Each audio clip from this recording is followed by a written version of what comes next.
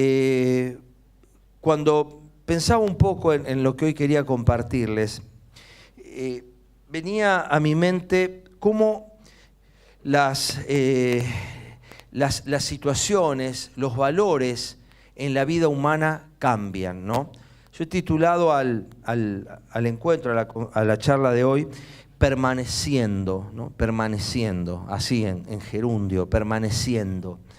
¿Y por qué? Porque al cambiar las sociedades y al cambiar las culturas, lo que antes era un valor importantísimo, hoy no lo es e incluso puede ser contraproducente, ¿no?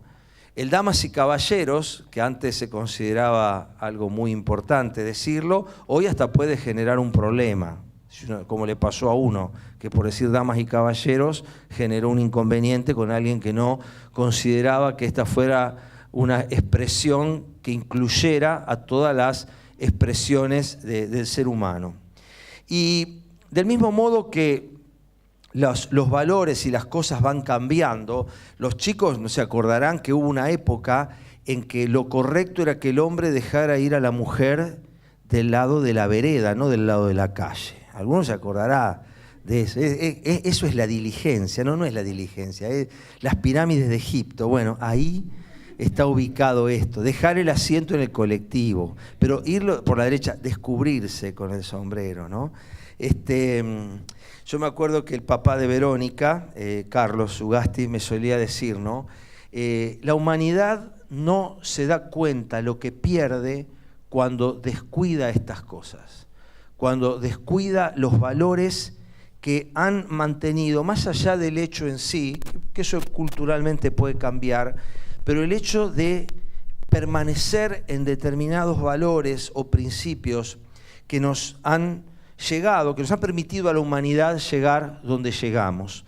Y hoy se está hipotecando muchas cosas que debieran ser permanentes, ¿no? Hay un dicho que dice, hay que tratar de no tirar al bebé con el agua del baño, ¿no? ¿Esto qué quiere decir? Que es importante descartar lo que hay que descartar, pero no descartar lo que no hay que descartar. Y esta distinción no es tan sencilla como parece, porque en la sociedad que vivimos, el mérito está en el cambio, ¿no? Es decir, por ejemplo, es común que en los diarios, yo consulto los diarios digitales, y es común que aparezcan estas noticias. Era un empleado calificado en una multinacional y dejó todo para vender cerezas en el Bolsón. Y le va bárbaro vendiendo. Y después, a la semana siguiente, tenía una familia estable, qué sé yo, y abandonó todo para irse a caminar por el Tíbet. Y parece que la noticia es el cambio, porque no es noticia el que dice, hace 40 años que está en la misma empresa y gracias a eso educó a sus hijos y a sus nietos y contribuyó a la sociedad. Ese no es noticia. Hoy es noticia el otro, el que dejó un puesto gerencial para irse a vender cerezas al Bolsón, que me parece maravilloso. Es más, me encantan las cerezas y las del Bolsón son exquisitas. Pero no tengo un problema ni con la cereza ni el que dejó el puesto gerencial.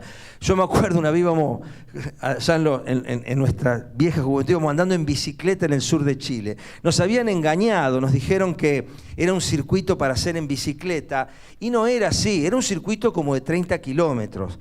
Así que veníamos pedaleando de a pie, así, veníamos parados en la bici porque no dábamos más. Con el sillín le puedo asegurar que no dábamos más en las piedritas de los caminos chilenos. Al kilómetro 20 ya nosotros queríamos que nos vinieran a rescatar en helicóptero, que viniera SWAT. Y en ese dolor, porque es un dolor profundo, digamos, encontramos en medio de la nada, en ese camino chileno, una casita bien al estilo europeo, y se acercan dos rubios, pero rubios blanquitos, jovencitos, y cuando en un castellano improvisado que ellos tenían nos explicaron que él era ingeniero en no sé qué y ella era analista, y se habían cansado de la vida, no sé si eran de Suiza o de Alemania, pero de esa zona, dejaron todo para venirse a vender tortas, repostería alemana, en el medio de la nada, en el sur, en la zona de los lagos de Chile, ¿no? Y tenían se proveían de energía eléctrica con, no sé si vieron las películas, pasaba un arroyo por ahí y tenían esa rueda enorme, ese molino, y que era como un generador, y con eso obtenían la luz eléctrica, que era 2 horas por día a la noche antes de acostarse. Vivían al estilo siglo XVII, pero la realidad es que eso que hoy parece tan atractivo, no siempre en el cambio está el éxito. Hay cosas en las que es necesario permanecer. Cuando el apóstol Juan escribe sus cartas y el Evangelio, él está hablando a una iglesia que ya tiene 70 años de vida.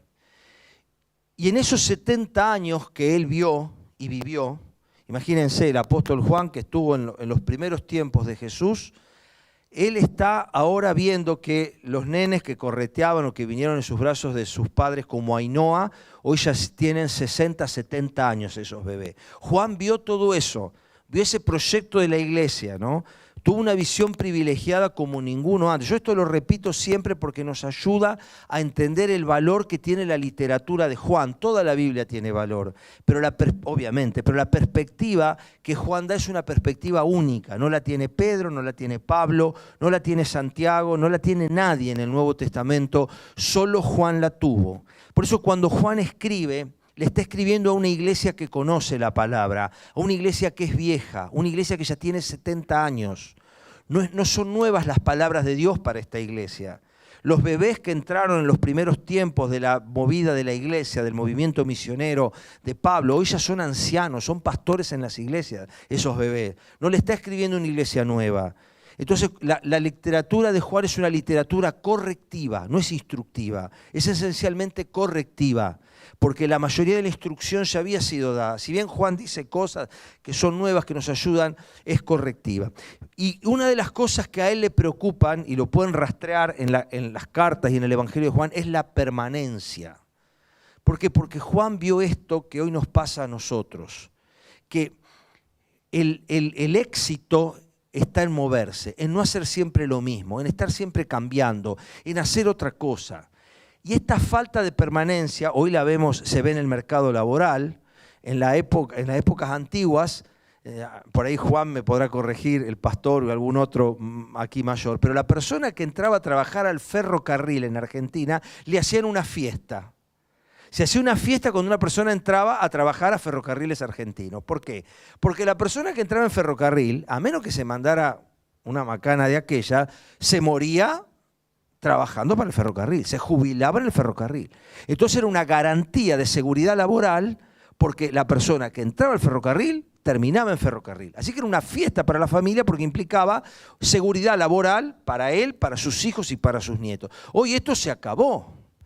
No solo porque el mercado laboral es más que inestable, sino porque el hombre, nosotros vivimos en un estado de vorágine y de cambio tremendo, que para algunas cosas está bueno, pero para otras no.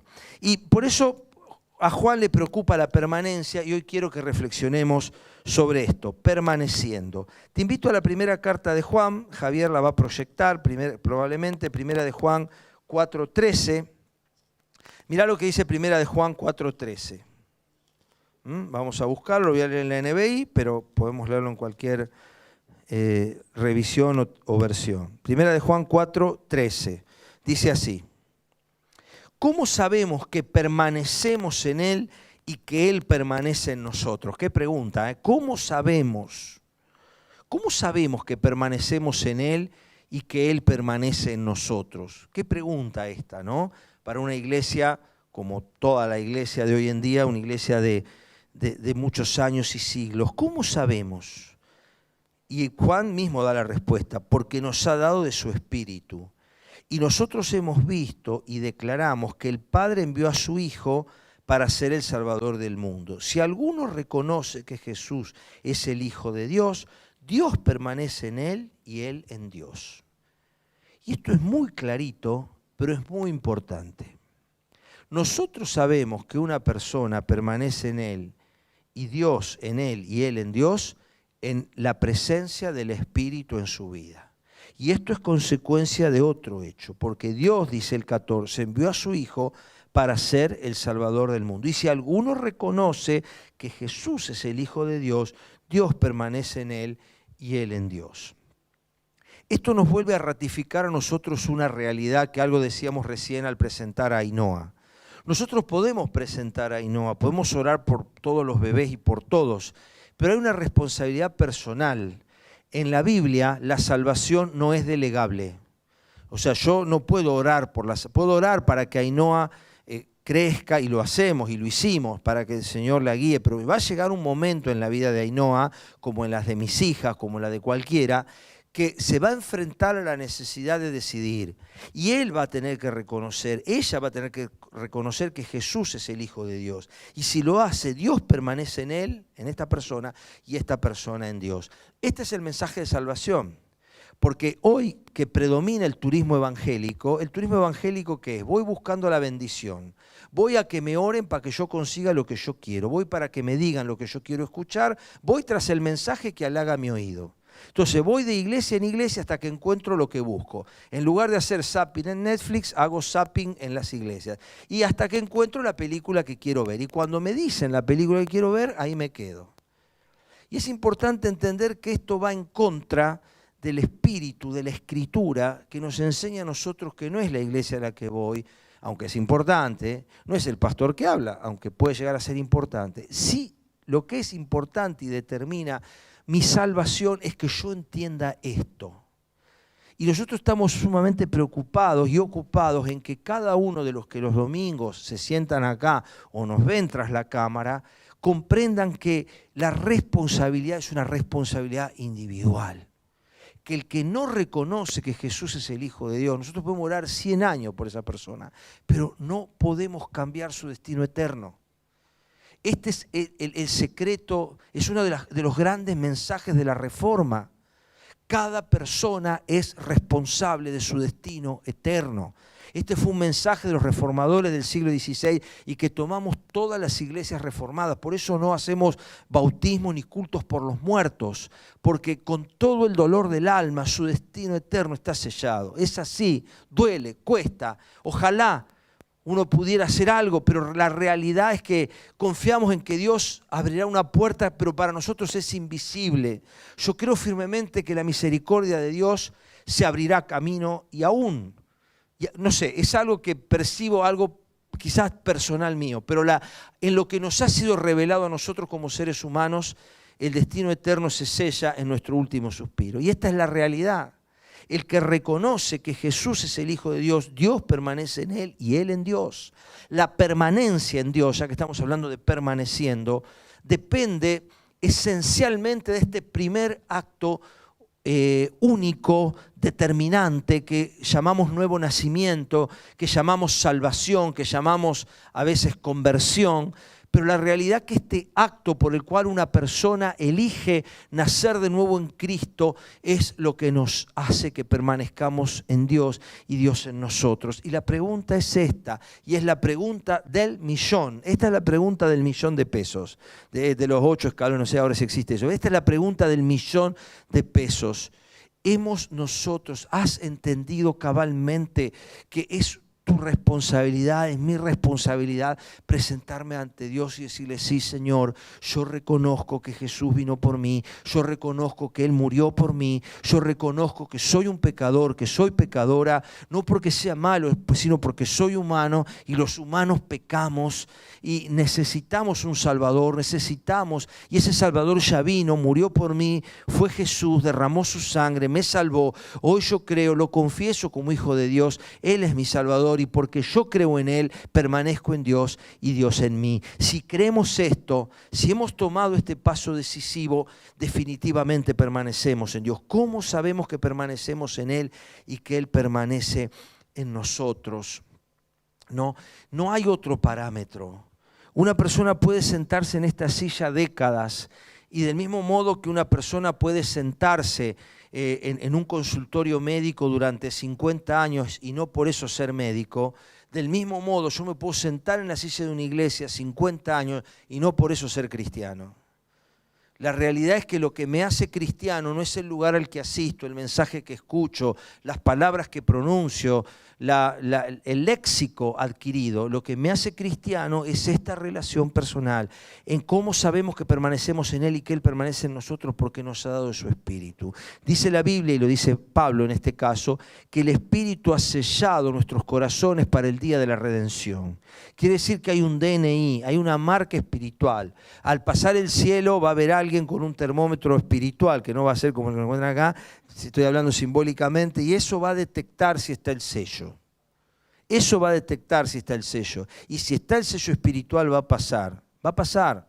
Porque la salvación no es por obra, la salvación no es meritoria, la salvación no es por méritos humanos, la salvación es por gracia. Y la gracia, el regalo se acepta. No se discute, se acepta. Es como un regalo. Como un regalo que yo recibo en un cumpleaños. ¿Lo acepto o no lo acepto? Pues yo no puedo discutir. ¿Por qué lo pusiste en este envoltorio? ¿Por qué no era más chico, más grande? Es un regalo. Puedes recibirlo o rechazarlo. No podemos trabajar sobre eso porque es un regalo. Y la salvación es por gracia. Y gracia es regalo, es don inmerecido. Y por lo tanto, Dios pone hoy delante tuyo esta decisión. Y delante de vos que me estás escuchando en el video. Importante esta decisión, determinante diría. Porque esto determina si estamos, si permanecemos en Dios y yo en Él y Él en mí, es que nos ha dado su Espíritu. ¿Y cómo ese Espíritu ha sido dado a nosotros? A través de esta decisión. Acá lo dice Juan clarito. Nosotros hemos visto y declaramos que el Padre envió a su Hijo. Porque dice nosotros, cuando Él dice nosotros se refiere a los testigos presenciales. Nosotros hemos visto. A mí no me lo contaron. Yo no lo bajé de Google a esto. No está en Wikipedia, dice Juan. Yo lo vi. Él vino, nosotros hemos visto, y así empieza su carta, lo que hemos visto con nuestros ojos, lo que hemos escuchado con nuestros oídos, así empieza la carta de Juan, lo que hemos palpado tocante al verbo de vida, eso es lo que les anunciamos. Es decir, Juan es testigo presencial de lo que está diciendo, y por eso él dice, hemos visto y declaramos que el Padre envió a su Hijo para ser el Salvador del mundo. Esto lo dice Juan, es sencillo y difícil. Lo entienden los chicos que están allá, en 2 años o 3 lo va a entender Ainhoa, pero a veces a los grandotes viejos nos cuesta entender eso y nos cuesta aceptar esta verdad determinante de mi destino eterno. En esto sabemos que permanecemos en Él y Él en nosotros, en que nos ha dado de su Espíritu. Muy bien, yo confío y creo, para no seguir insistiendo en este punto, que todos tenemos en claro que esta decisión personal es la que determina todo lo demás. Si esto no está en mí, todo lo que hablemos a continuación de la permanencia en Dios carece de sentido, porque no estaremos en Él. Podemos asistir a una iglesia, podemos escuchar mensajes cristianos, podemos aprendernos, como decía el pastor Gabriel otro domingo, toda una verborragia cristiana, pero no seremos transformados, no habremos renacido si esta decisión primaria y esencial no está en nosotros, que a veces es un proceso, a veces son momentos, en los que han nacido en hogares cristianos puede no haber un día. A mí me generó mucha culpa esto cuando era chico, porque yo no sé qué día me convertí, no lo sé. No, si a mí me dicen, ¿qué día te convertiste? Yo no lo sé, porque yo aprendí de Jesús antes que aprendí a pecar. Yo aprendí que había un Salvador antes de haber aprendido a pecar. Entonces no sé, pero sí sé que Él está en mí. Yo tengo esta convicción, yo sé que es mi Señor y mi Salvador. Entonces no los hackeemos a los chicos con que, ¿cuál es tu día? Bueno, nosotros no tenemos esa costumbre, pero en denominaciones hay que vos tenés que definir un día. A mí no me bautizaban si yo no decía un día. Tenía que decir un día. Y pues yo soy salvo, yo creía que el Señor Jesucristo. ¿Y qué día? Y no sé, no me acuerdo, pero tenés que tenerlo. Entonces no me bautizaban si yo no daba ese día. Entonces, quiero decir, puede no ser un momento, puedo no precisarlo, pero nosotros lo sabemos. La Biblia dice que el Espíritu mismo da testimonio a nuestro espíritu de que somos hijos de Dios. Entonces, lo ideal es tener un día, lo ideal es saber el día que yo me convertí a Cristo. Pero esto pasa a veces cuando somos grandes. Pero lo importante es que nosotros sepamos que hemos entregado nuestra vida a Cristo, que Él es nuestro Salvador y nuestro Señor. Ahora, permaneciendo, ¿qué nos garantiza permanecer en Él? Primero, la salvación del alma, la salvación eterna, primero y principal. Pero otras cosas más. Y vamos a Juan 15. Ahora el Evangelio de Juan, capítulo 15, donde nos vamos a quedar ahí plantaditos para los 2 o 3 puntos que restan. Juan 15, ¿no? Juan 15 es lo que la mayoría de las Biblias titulan la vid verdadera. Es una palabra que solo está en el Evangelio de Juan. Siempre decimos que el 70% o más del Evangelio de Juan es inédito, es decir, no están los otros 3 evangelios. Este es uno de esos pasajes. Y Jesús está abriendo su corazón. ¿Por qué está abriendo su corazón acá? ¿Por qué está abriendo su corazón en este momento? ¿Por qué Él habla acá de la vid verdadera? Fíjense cómo empieza. Yo soy la vid verdadera y mi Padre es el labrador. Toda rama que en mí no lleva fruto la corta, pero toda rama que da fruto la poda para que dé más fruto todavía. Ustedes ya están limpios por la palabra que les he comunicado. Permanezcan en mí, permanezcan en mí. Y ahí empieza a hablar de la permanencia. Permanezcan en mí y yo permaneceré en ustedes. ¿Por qué Jesús está hablando de la rama y de la permanencia? ¿Qué acaba de pasar en el capítulo anterior? Se fue Judas. Judas se levantó del lugar de la última cena y se fue a entregarle. Los 11 que siguen ahí no saben a qué se fue Judas, pero Jesús sí sabe, porque mientras Jesús les está hablando de la vid verdadera, Judas está en la negociación de las 30 piezas de plata. Entonces Jesús, que sabe todo esto, Él ve la vid, porque está lleno de vides, de olivos, toda esa zona, y Él seguramente ve ahí la parra, la vid, y encuentra la figura que Él siempre encontraba para explicar con términos terrenales las verdades espirituales. Entonces Él dice, yo soy la vid verdadera y mi Padre es el labrador. Toda rama que en mí no da fruto la corta, pero toda rama que da fruto la poda, ¿no? Él está pensando en Judas y está pensando en sus discípulos para que dé más fruto todavía. Eso, los 11 que están ahí no saben, no imaginan, no tienen la más remota idea de la poda que les espera. Las próximas décadas van a ser terribles para estos, porque los 11 que están acá, el único que sobrevivió hasta el final fue Juan, pero los otros 11, todos murieron como mártires, de las maneras más espantosas que se nos pueda escuchar a nosotros, oír. Lo podará para que lleve más fruto, ¿no? Ellos no imaginan esto, no lo saben, pero Juan sí lo sabe, porque cuando él escribe 60 o 70 años después, él recuerda estas palabras. Ustedes ya están limpios por la palabra que les he comunicado. Y acá voy al segundo punto. Fíjense lo que dice el 4. Permanezcan en mí y yo permaneceré en ustedes. Así como ninguna rama puede dar fruto por sí misma, sino que tiene que permanecer en la vid, así tampoco ustedes pueden dar fruto si no permanecen en mí. Y si el primer resultado de la permanencia es la salvación, el resultado siguiente de la permanencia es una vida productiva. Dice, así como ninguna rama puede dar fruto por sí misma, sino que tiene que permanecer en la vid, así tampoco pueden ustedes dar fruto si no permanecen en mí. A mí me encanta el reino vegetal, me encanta ver las cosas, porque habla tanto de Dios. Me encanta la vida, me gusta la vida humana, de hecho trabajo en eso, pero me encanta la vida no humana, la de los animales, la del verde, la de las plantas, la de los árboles, porque no está contaminado por el pecado. Entonces refleja claramente, la Biblia dice que los cielos muestran la gloria de Dios. Y uno ve muchas cosas del Padre en la creación. Ahí en el campo tenemos una planta que de golpe, parte de sus ramas se secaron, pero se secaron por completo. Y el resto está verde, pero está perfecta. Y no entendemos lo que pasó. Lo primero que dijimos fue, el que cortó el pasto pasó con lo mató guadaña y serruchó una parte. Pero vimos que no es esto, porque no es que de un lado está seco y del otro no. En el mismo arbusto hay ramas totalmente secas, pero secas que las quiebra y hace crack, y otras que están totalmente verdes, perfectas, rozagantes. Y no entendemos lo que pasa.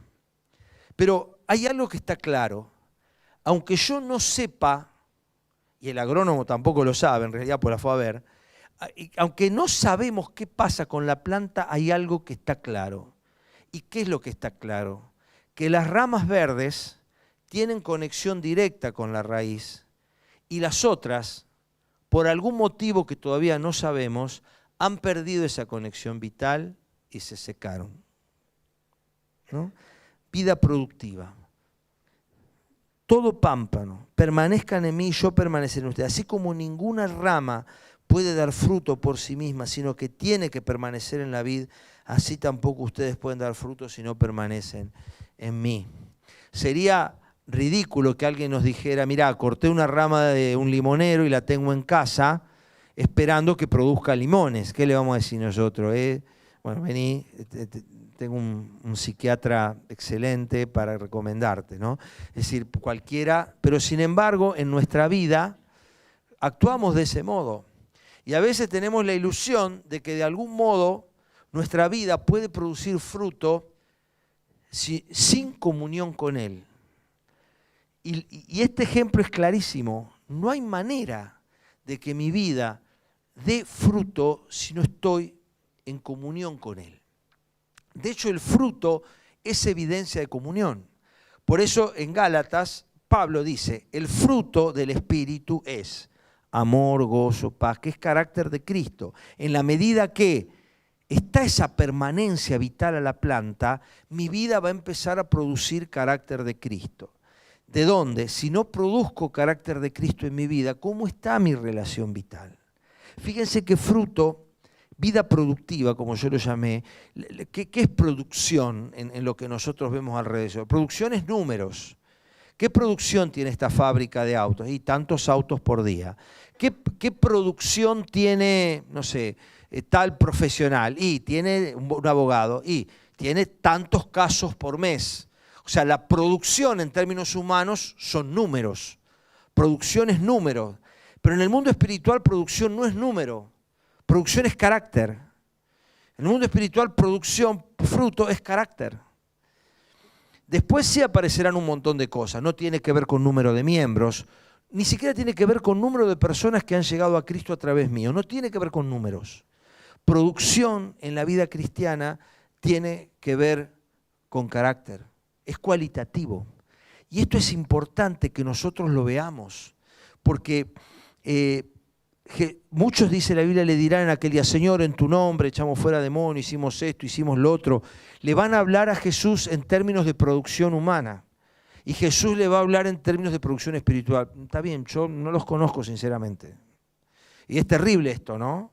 Pero Jesús les va a hablar en términos de identidad, no le va a hablar en términos de números. Por eso la producción, la vida productiva tiene que ver con conexión vital con la planta, tiene que ver con carácter. Entonces, ¿qué fruto está produciendo mi vida? Tengo que medirlo yo, se acerca fin de año y es tiempo de balances, y el balance es decir, bueno, ¿cómo ha ido el fruto en mi vida? ¿Cómo ha ido la cosa, ¿no?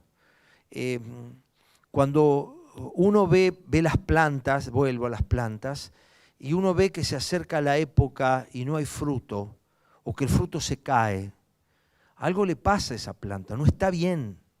Porque lo natural es que una planta de frutas dé frutos. Entonces, ¿por qué no los da?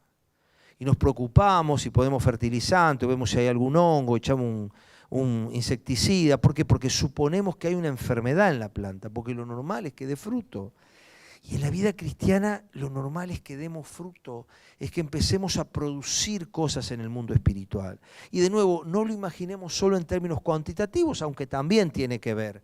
Pero en todo caso lo cuantitativo es consecuencia de lo cualitativo, del cambio en mí, de la renovación permanente. La Biblia habla de la renovación permanente en el espíritu, que eso es lo que va a ir produciendo otras cosas, ¿no?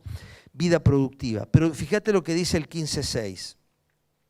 Dice, sigue hablando el Señor Jesús, dice, el que no permanece en mí es desechado y se seca, como las ramas que se recogen, se arrojan al fuego y se queman. Y ayer pensaba en esto, ¿no?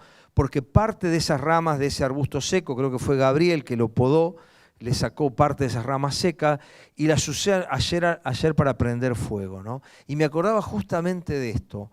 Hace 3, 4 meses atrás, si yo cortaba esas ramas y las ponía al fuego, iba a ser una humareda, un desastre. Me iba a tener que alejar a 10 metros porque la planta verde no prende, da humo nomás, te asfixia.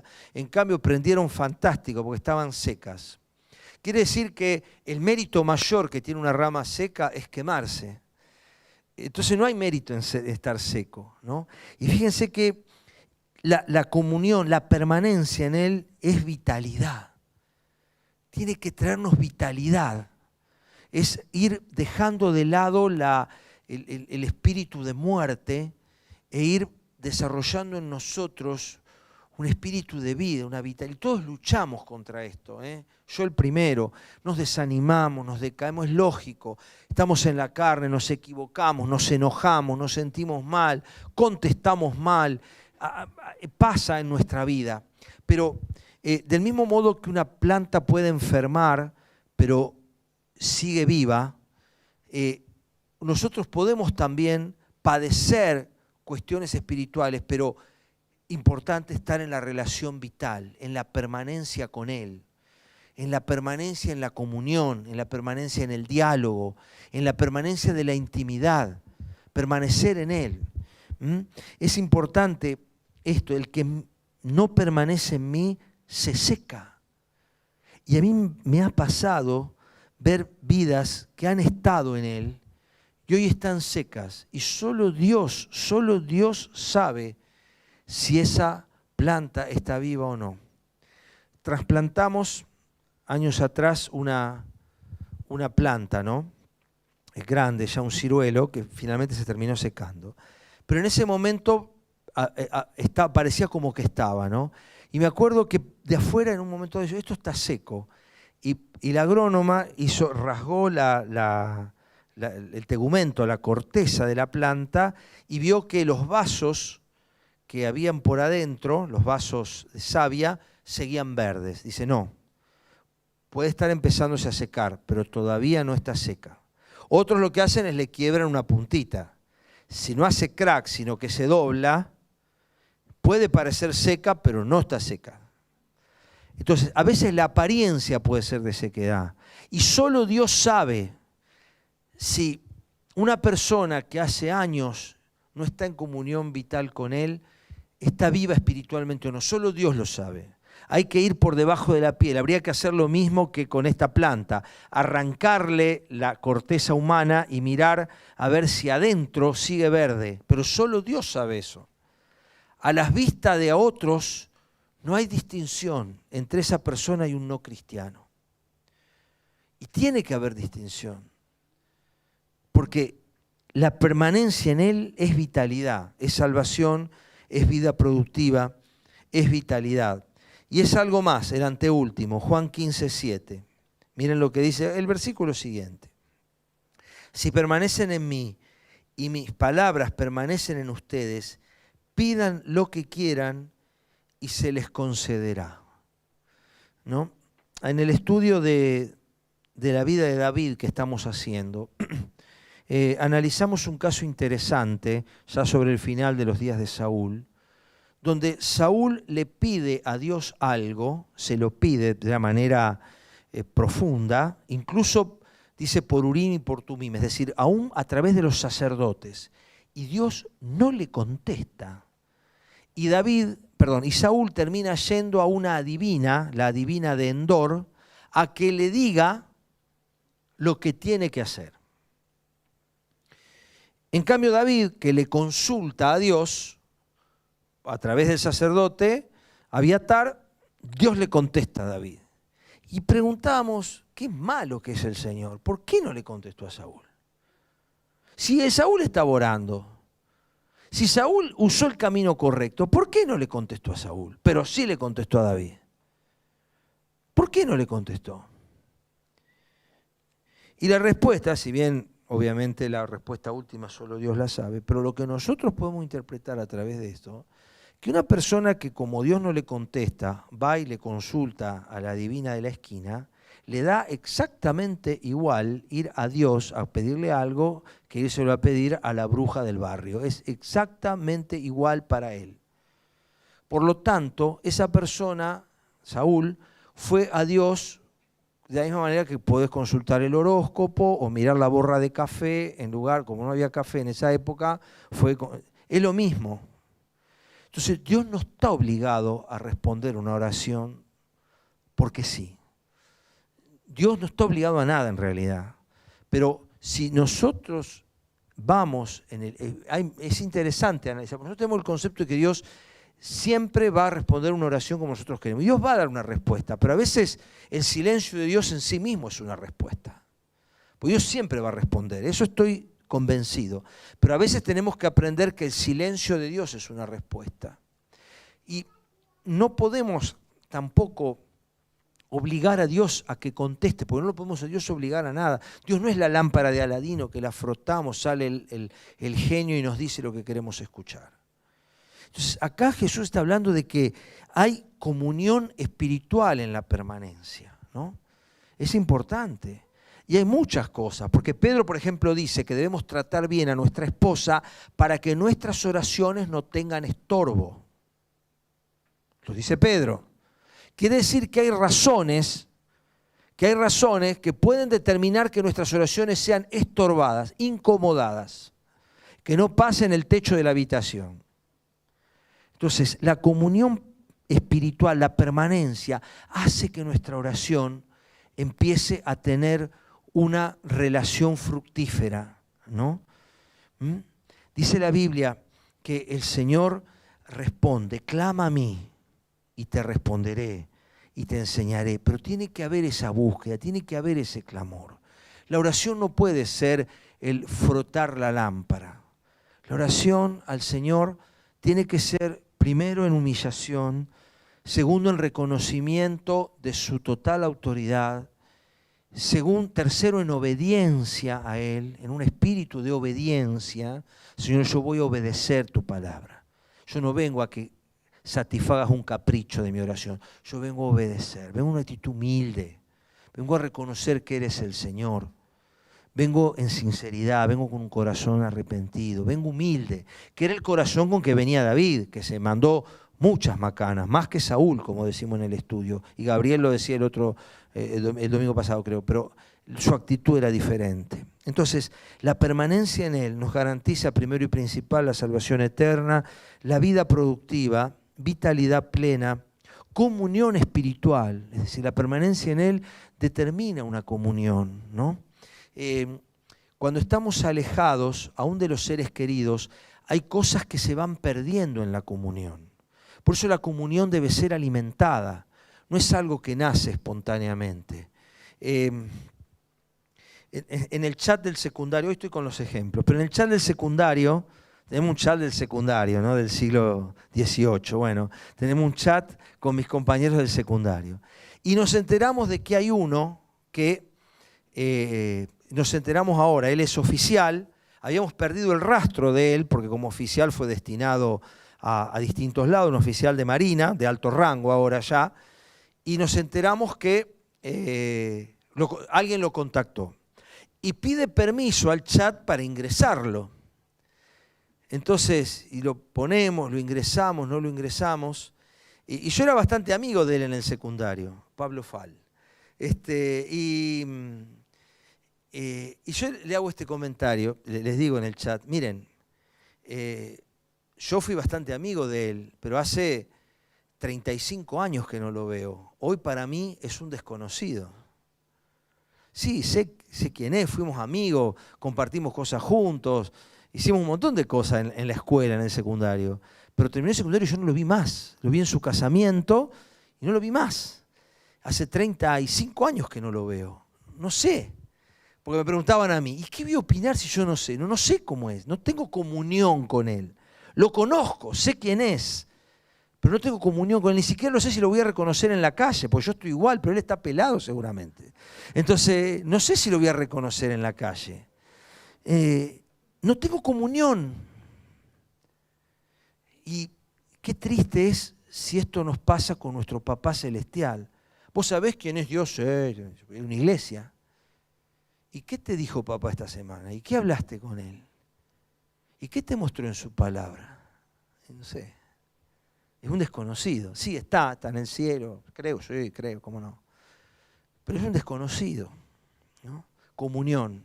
La comunión debe ser alimentada con los hijos, con la esposa, con la familia, con los amigos, con la iglesia, claramente, y primero que nada, y determinante de todo lo demás, con el Señor que nos salvó. Y finalmente Juan 15, 10 dice,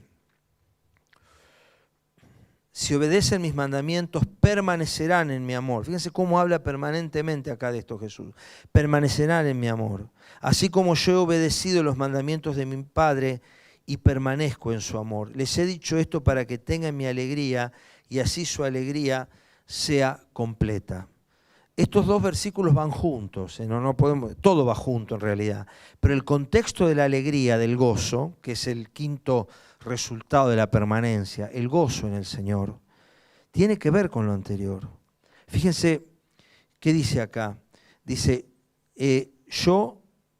si obedecen mis mandamientos, permanecerán en mi amor, así como yo he obedecido los mandamientos de mi Padre y permanezco en su amor. Y Jesús está poniendo como ejemplo a sí mismo. No se olviden que Él escribió la Biblia, ¿no? Pero Él dice, yo me he sujetado al mandamiento del Padre. Y si Jesús, que escribió la Biblia, se sujetó a lo que el Padre le dijo que hiciese, en 2 capítulos más adelante, en Juan 17, en su oración, Él va a decir, Padre, la palabra que me diste les he dado, las cosas que me diste que hiciese he hecho. Es decir, cumplí la misión. Gloria a Dios. Cumplí la misión. Entonces Jesús no te está diciendo algo que Él no haya hecho. No me está diciendo algo que Él no haya hecho. Entonces Él dice, no hay posibilidad de gozo fuera de la palabra de Dios. La palabra de Dios opera en nosotros muchos milagros. La sola presencia de la palabra de Dios opera en nosotros muchos milagros. Y uno de los milagros que opera es ser un bálsamo al corazón herido. Es fundamental. En el estudio de David que estamos haciendo, hemos visto algunos salmos donde David, en momentos muy difíciles, donde está solo, abandonado, 10 años anduvo David deambulando por el desierto, y él dice cómo se alimentó de la palabra, cómo la palabra de Dios alimentó su corazón, su espíritu. Entonces dice, si está esta comunión, dice la alegría, les he dicho esto para que tengan mi alegría, mi gozo, y así mi gozo sea completo. El gozo pleno, ¿no? Salvación, vida productiva, vitalidad plena, comunión espiritual, gozo auténtico, ¿no?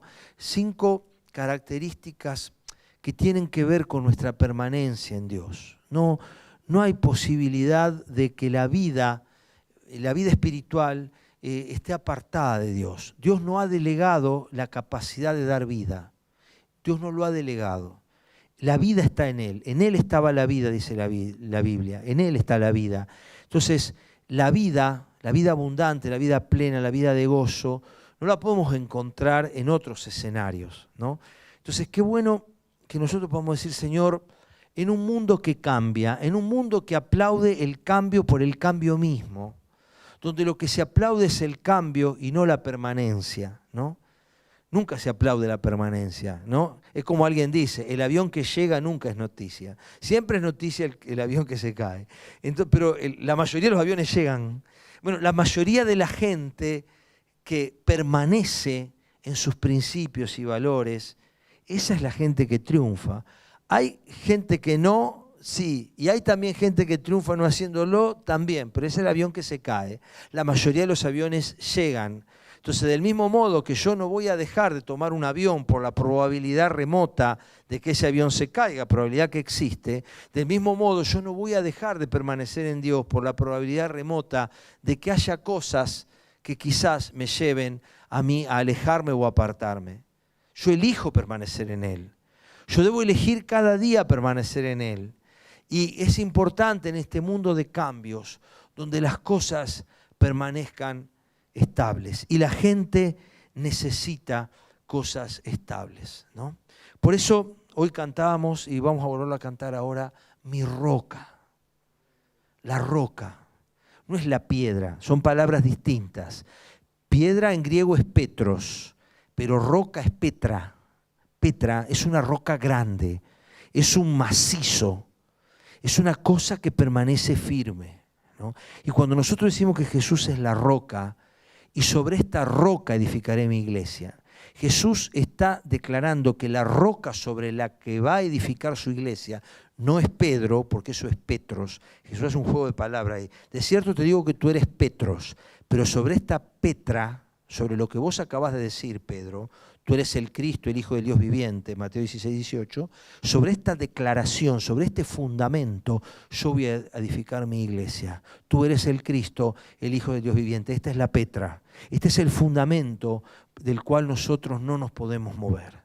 Y este concepto de lo inamovible, lo inalterable, lo inmutable, nosotros lo necesitamos. En un mundo en cambio, es importante nosotros aferrarnos a las cosas que nos tenemos que aferrar. Hay cosas que se van a mover, hay cosas que tenemos que cambiar. Todos tenemos que cambiar. Dios es un Dios de cambio. No hay un solo día igual al otro, no hay una sola primavera igual a la otra, no hay una sola persona igual a la otra, no hay un solo árbol igual al otro. Dios es un Dios que ama la diversidad y el cambio. Pero es importante entender que en este marco donde hay un Dios que cambia, hay cosas que no pueden cambiar. Y la sabiduría del hombre está en cambiar lo que tiene que cambiar y en no cambiar lo que no tiene que cambiar. Es importante que distingamos nosotros eso, al educar a nuestros hijos. ¿Qué le debemos enseñar? ¿Qué es lo permanente y qué es lo que cambia? Si se pone tal o cual remera, si se elige pintarse el pelo de tal o cual color, ¿cambia o no cambia la cosa? ¿Qué es lo que cambia? ¿Qué es lo que muta y lo que no muta? Nosotros como padres tenemos que distinguir en un mundo que cambia qué es lo inmutable y qué es lo mutable, lo que va a cambiar, lo que tiene que cambiar. Qué bueno que sería en el marco de un mundo que cambia, entender que hay cosas que no tienen que cambiar. Y nosotros necesitamos para este mundo ser justamente lo que no cambia. Termino con esta idea mientras se acercan los músicos.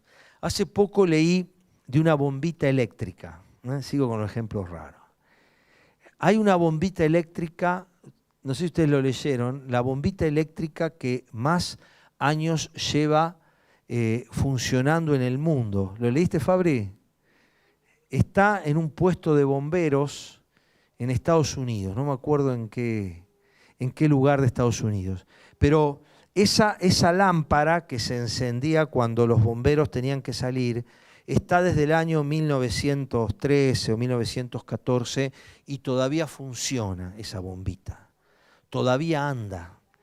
Ahí explicaban que tiene que ver porque unos años después cambiaron la normativa del grosor de los filamentos, ¿no? Ahora ya no existe más el filamento de tungsteno porque todas las lámparas son de bajo consumo. Pero en la época de mi hermano, nuevamente, existían las lamparitas del filamento de tungsteno que era tan finito que se quemaban, las lamparitas se quemaban. Ahora nos venden que las lámparas LED duran mucho más. No es cierto, pero bueno, dicen que duran mucho más las lámparas. Pero antes, cuando el filamento era más grueso, antes de esa ley, era posible que las bombitas duraran más. Y yo pensaba, qué maravilloso que haya una bombita que todavía siga alumbrando, dando la misma luz que hace más de 100 años. Nosotros en casa tenemos una bombita que la compramos con Sonia antes de casarnos y sigue funcionando. 21 años hace que brilla esa lamparita, ¿no? Y sigue prendiendo, ¿no? Y hay un par de secretos para que esto pase. No va a pasar eternamente, pero ahí decían un par de características porque además han hecho que esta luz siga brillando. Pero lo que más me llamó la atención, que no es la lámpara de un edificio, que no es la lámpara de un museo, que no es la lámpara de un salón de arte, es una bombita de un cuartel de bomberos, ¿no? Donde el funcionamiento de esa luz es vital. Y yo quiero animarte a que tu luz brille, a que permanezca brillando, porque hay mucha gente que necesita que la misma luz siga brillando, que no cambie de color, que no se extinga, que no mute del rojo al verde, del azul al amarillo, sino que brille con una luz constante y permanente. Vamos a ponernos de pie para cantar esta alabanza nuevamente, pero te animo a que cuando la cantamos puedas decir, Señor, quiero permanecer. Quizás en estos meses has tenido muchas invitaciones al cambio, muchas invitaciones a abandonar los principios eternos de la palabra de Dios, muchas invitaciones a tirar por la borda cosas que para vos fueron permanentes. ¿Cómo me preocupa cuando veo en las redes sociales chicas, chicos que publican cosas contrarias a lo que durante años creyeron, anunciaron y promovieron? Porque de la abundancia del corazón habla la boca. Entonces, ¿cuál fue la verdad? ¿Lo que ahora publican o lo que publicaron entonces? Porque las dos cosas al mismo tiempo no pueden ser ciertas. ¿Qué cambió? Tal vez solo cambió la corteza. Y si uno rascara lo suficiente debajo de la superficie, encontraría la savia vital. Yo no lo sé. Dios sí. Ellos lo saben. Es importante no cambiar. No cambiar. Vamos a cantar esta canción. Dios tenía en la antigüedad una manera, en la época en que la mayoría de la gente no sabía leer, no había documentos, no había museos, no había cosas escritas. Dios le indicaba a Israel que levantara mojones. Había mojones que estaban a la vista de todos y otros que no. Cuando Israel cruza el Jordán, Dios le dice así a Josué: le vas a decir al pueblo que levante 12 piedras. 12 piedras van a estar en la orilla que ellos pisan hoy. La tierra prometida, a la que tardaron 40 años en llegar. 12 piedras van a estar ahí. Pero hay 12 piedras que las vas a poner en el fondo del Jordán, que van a volver a ser cubiertas por el río Jordán y nadie más las va a ver. 12 piedras, 12 mojones, 12 testigos. ¿Para qué? Para que cuando el hijo del que cruzó el Jordán pregunte: ¿qué son estas piedras?, vos les puedas decir: esas piedras atestiguan que Dios nos hizo cruzar en seco este río, porque el papá de tu papá cruzó este río en seco. Y yo no sé, esas piedras a la vista creo que no están más, pero les puedo asegurar que las que están debajo del río Jordán siguen ahí. Yo no sé dónde están, nadie sabe dónde están, pero esas piedras siguen ahí. Y hay cosas que los demás no van a ver en vos, porque están subterráneas, pero Dios sí sabe que están. Y es importante que esas cosas no las cambies, que en esas cosas que marcaron tu vida, que un día te señalaron el camino, que un día te hicieron ver un nuevo destino, una nueva esperanza, una nueva luz, es importante que esas cosas no las cambies y que en esas cosas vos y yo permanezcamos.